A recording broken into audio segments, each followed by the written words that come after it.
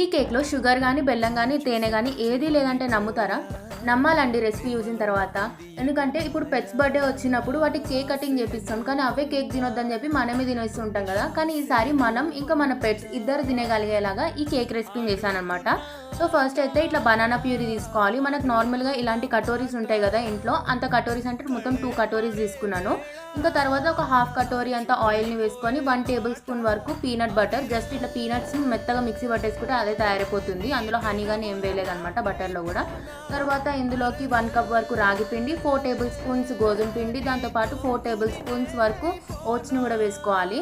ఇందులోకి 1 కప్ పాలు వేసుకొని గట్టితోటి కొంచెం మిక్సీ వేసుకొని తర్వాత మళ్ళీ మిక్సీ జార్లోకి వేసుకొని మెత్తగా మిక్సీ పట్టుకోవాలి. మిక్సీ పట్టుకునే ముందు ఇలా బేకింగ్ సోడా కూడా వేసుకోవాలి. తర్వాత డస్టింగ్ చేసుకునే గిన్నెలకు వేసుకొని ఇంకా ప్రీహీట్ చేసుకున్న గిన్నెలో పెట్టుకొని ఒక 40 to 45 మినిట్స్ వరకు బేక్ చేసుకుంటే మీడియం ఫ్లేమ్లో కేక్ అయితే రెడీ అయిపోయింది. డెకరేషన్ నెక్స్ట్ వీడియోలో. సబ్స్క్రైబ్.